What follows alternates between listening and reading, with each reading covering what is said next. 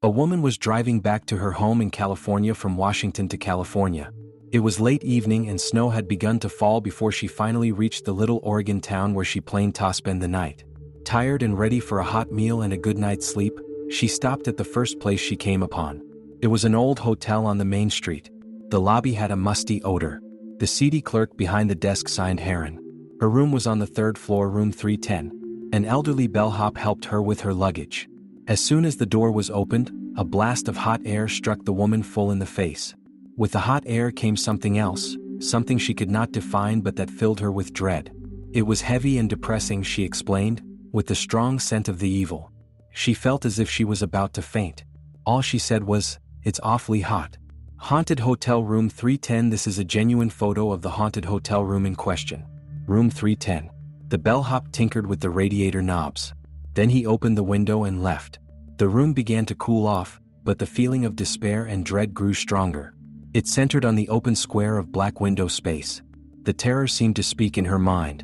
She thought she could sense a voice whispering to her, compelling her to do something terrible. "Go to the window," it said. "Throw yourself out." She couldn't seem to resist the urge to jump out the window to what she knew would be certain death. She clawed at the bedsheets, trying to restrain herself from walking towards the open window. Terrified, the woman eventually summoned the strength and crawled out of the room. She rushed down to the lobby and shouted to the staff that she couldn't stay another minute. She explained, "I was sure that if I stayed the night, I'd be dead by morning." She was prepared to sacrifice the money she'd already paid just to leave, but when she went, the clerk never asked what was wrong or if she wished to try another room. He returned the full cash amount to her. She checked into another hotel and had planned to be on her way early the next morning. Instead, she decided to stay over a day and look into the history of the old hotel to see if she could discover the reason for her terrifying experience there.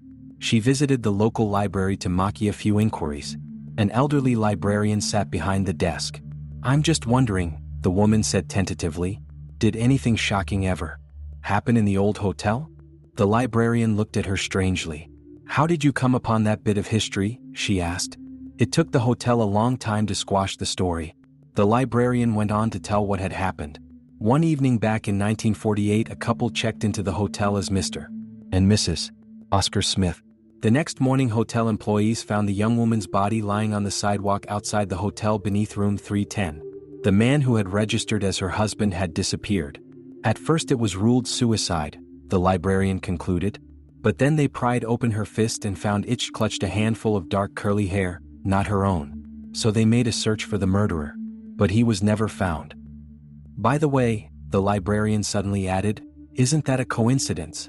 It all happened on November 5th, 40 years ago yesterday." It was only after the fire that the photo was developed and the photographer discovered the ghostly image of the young girl. Experts analyzed both the photo and negative and reported that they had not been altered or faked.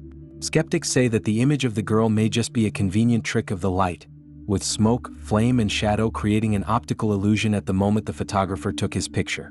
Do you think that's possible? The image of the girl's face on the pictures has never been properly explained. Is this a real ghost caught on film? Ghost girl, but if it's real, who could the ghost girl be? The town hall burned down once before, a long time ago.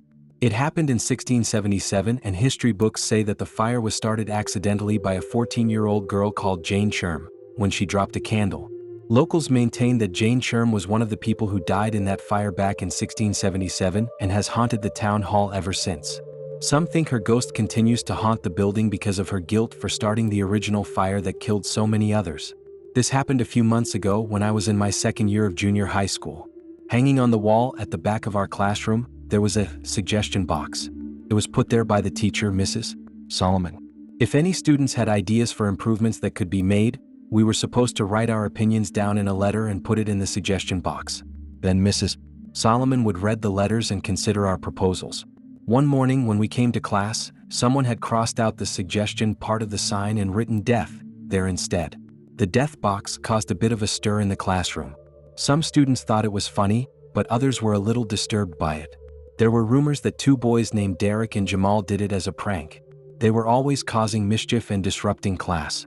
However, when the teacher confronted them about it, both of them denied it. Afterwards, I quietly asked them if they really had done it. They still claimed they knew nothing about it. In the end, the teacher couldn't figure out who the culprit was and the matter was dropped. A few days later, Derek was found hanging by the neck in the classroom after school. He was dead.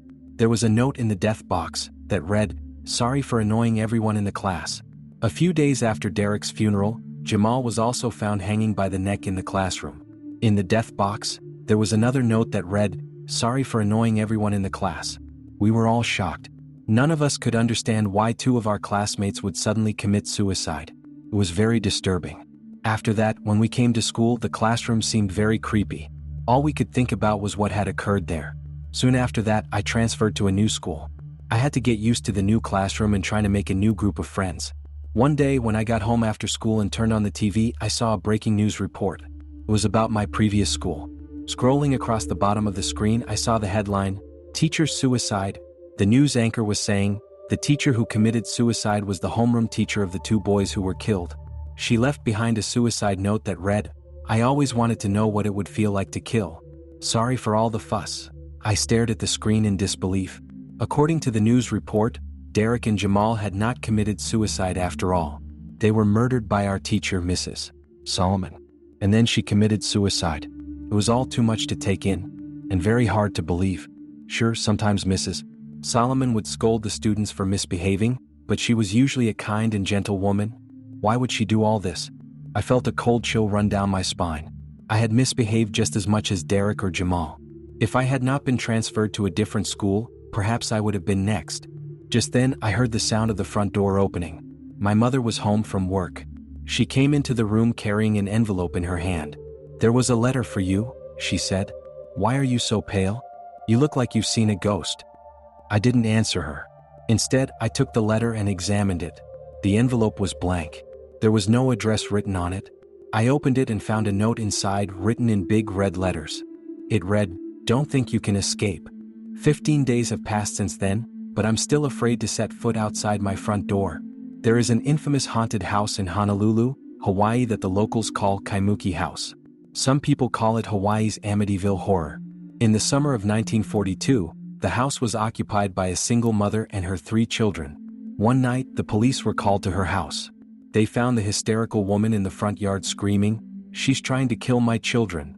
When they entered the house, the police officers stumbled onto a scene that they would never forget. The 3 children were being thrown around the room by an invisible force. The officers watched for over an hour, unable to do anything as the children were beaten and strangled by the unseen entity. The incident was on the front page of the local newspaper headlines for several days. Years later, 3 girls were sharing the house. One night, they started to hear strange noises. It sounded like someone was moving around and talking. One of the girls felt an invisible hand on her arm.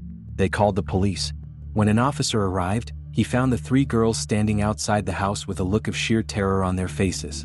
The girls decided to go and stay with one of their mothers, and the policeman decided to follow them to make sure nothing happened. However, on the way, the police officer saw the girl's car pull over into a parking lot.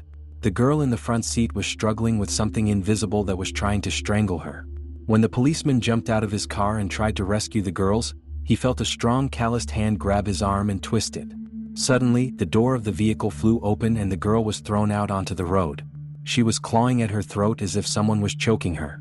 They were unable to do anything to stop the attack and were forced to watch as the woman was strangled to death. In 1977, a Japanese couple moved into the haunted house in Kaimuki. They didn't know anything about its history. On their first night in the place, the wife woke up at midnight because the bedroom was very cold. When she looked around, she was horrified to see a ghostly white figure floating in midair. It was a woman with no arms or legs. When the wife tried to wake her husband, the figure disappeared. The next day, the couple were so disturbed by the apparition that they contacted a priest. He advised them to make offerings of bread and water to the spirit every night. He said it was a kasha, a Japanese demon, caused by some horrible murders that had occurred in the house years before. After repeating the ceremony every night for a week, the couple never saw the horrific spirit in the house again. These stories are just the tip of the iceberg. They say the cause of the haunting was a series of terrible murders. Many years before, a Japanese immigrant lived in the house with his wife and 2 children. Apparently, the husband killed his wife, his son, and his daughter. He chopped up the bodies and hid them on the property. The police discovered the corpses of the wife and son buried in the garden, but the daughter's body was never found. They say her corpse is still hidden somewhere in the house. After that, the house was abandoned for many years. Later there were two women who lived in the house. One of the women fell in love with a man. There was some type of love triangle and they say the man was driven mad by jealousy. He murdered both of the women and then committed suicide in the house. The bodies of the three people were found inside the home after a few days. It is believed that these horrible murders created Akasha, a Japanese demon created by a grudge or extreme anger after a shocking murder. Today, villagers still tell stories of the terrifying occurrences, and many books and newspaper articles have been written detailing the haunting in Kaimuki House.